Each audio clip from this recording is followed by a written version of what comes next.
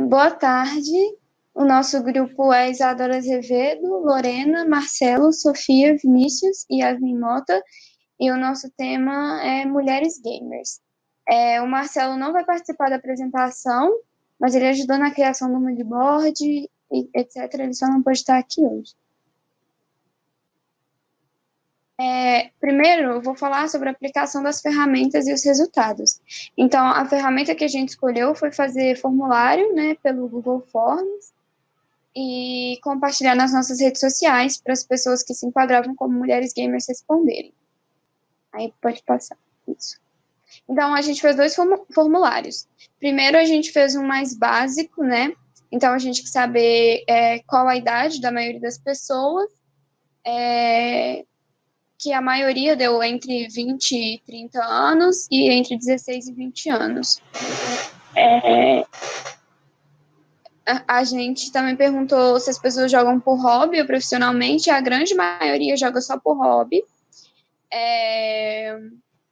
A gente perguntou o tempo que passa jogando, a roupa ideal, e onde elas encontram mais roupas, onde elas compram mais roupas, em que setor, para a gente saber o nível de confortabilidade, que essas pessoas precisavam.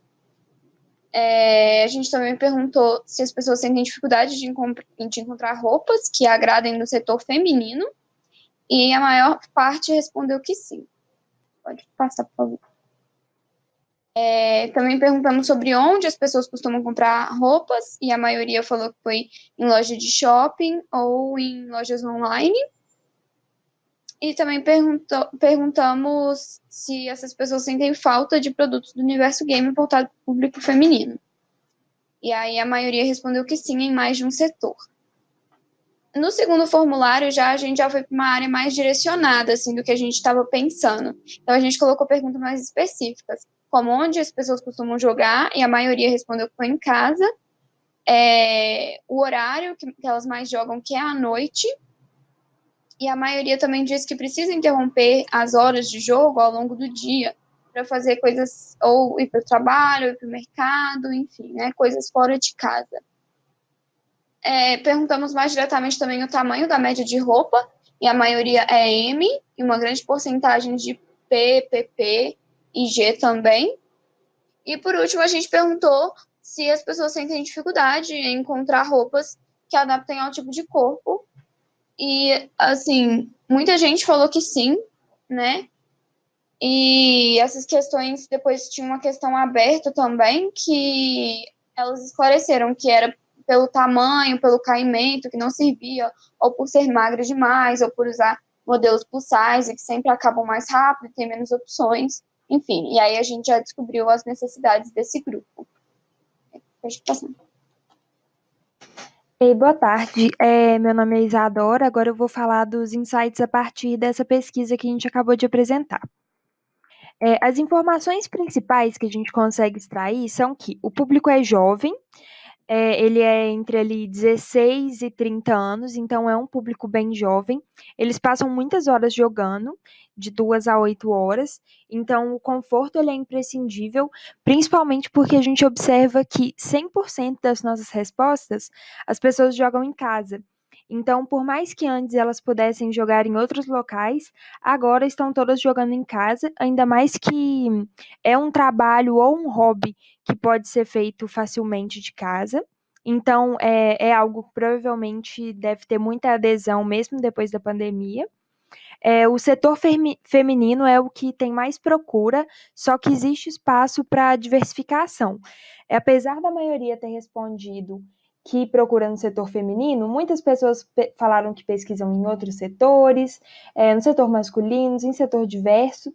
Então, a gente acredita que isso pode ampliar as nossas visões, além do setor feminino ter uma visão mais ampla, que a maioria dos jogadores exerce como hobby e mesmo os profissionais jogam em casa.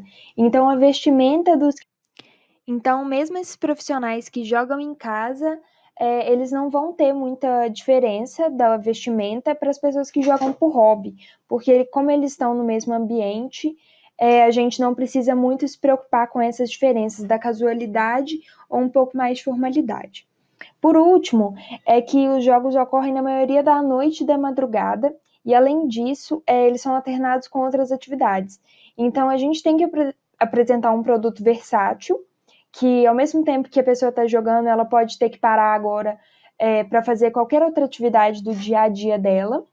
Então, tem que ser uma roupa confortável. Muitos disseram, a maioria diz que usa pijamas.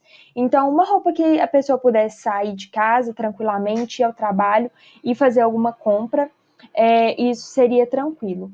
E outra questão também, que foi muito interessante, é que as pessoas disseram que sentem falta de produtos de vestuário, tanto como de outros artigos direcionados a meninas gamers. Então, a gente tem aí o foco na vestimenta, mas também tem um horizonte para diversos outros artigos. Ei, gente, boa tarde. Meu nome é Sofia, e aí eu fiquei com o processo de criação do moodboard. Para o processo de criação, a gente buscou focar em alguns tópicos centrais e, como base, usar o formulário com as perguntas. Pode passar? Aí o primeiro foi as lojas que foram indicadas, então a gente pegou as referências das lojas indicadas no formulário. A primeira é a Altena Zero, onde tem peças focadas em animes, a maioria são peças pretas, xadrez, roupas no estilo girl. A segunda loja foi a Born to Black, ela já tem roupas com cores mais vibrantes, moletons, camisetões, bem mais street. E a última é a Stay Ugly, que tem roupas e mochilas com estéticas dos anos 80, 90 e 2000. Aí você pode passar. O segundo tópico foi filmes na qual retrata o tema, né, mulheres gamers. E aí foram citados 2 filmes, O Jogador Número 1 e Barbie, o Mundo de Videogame. E aí eu vou ler um pouquinho do resumo dos 2 filmes. Aí o primeiro, em 2044, Wade Watcher, assim como o resto da humanidade, prefere a realidade virtual do jogo Oasis ao mundo real. Quando o criador morre, os jogadores devem desligar a chave de um quebra-cabeça para a conquista da sua fortuna. Para vencer, porém, tem de abandonar a existência virtual e ceder à realidade da qual sempre tentou fugir. E aí agora é Barbie, o mundo de videogame, quando a Barbie é teletransportada para dentro do seu jogo favorito de videogame e vira uma heroína de patins. Ele pode passar. Tá. E aí, por fim, baseado nos itens anteriores, na capa dos filmes e nas roupas, a gente montou a paleta de cor, com tons vibrantes e coloridos. Aí pode fazer. Bom, para atender às necessidades de horário de cada um, a gente tentou focar muito em divisão de tarefas, focadas principalmente nos melhores atributos de cada um dos integrantes. Por exemplo, na questão de formulários, em questão de pesquisa, dentre outras coisas, e também a produção gráfica, por exemplo, esse slide. Na criação do formulário, a gente se reuniu por chat e definimos um público, primeiramente, e depois, com isso, a gente criou um formulário para tentar entender as necessidades dele. E com o moodboard, a gente juntou todas as referências e coisas que conseguimos durante o trabalho e formamos o moodboard depois de juntar todos os conceitos. Pode falar.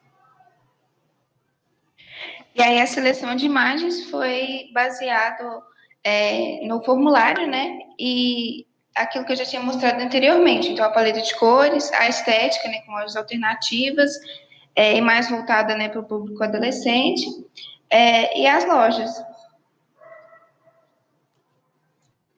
Então, o moodboard, ele, no final das contas, ficou assim. Como já falaram anteriormente, a gente juntou tudo em uma estética que mais fosse congruente com o que a gente pesquisou, com o que a gente concluiu que seria interessante. A gente colocou aqui a paleta de cores, os filmes que foram referência para a gente e algumas marcas. E aí a gente ficou com o fundo preto, Ao mesmo tempo, a gente colocou um pouco dessa identidade visual da apresentação, que a gente sente que traz um pouco do ar tecnológico, que esse nosso público tem muito em mente. É isso, terminamos. Obrigada.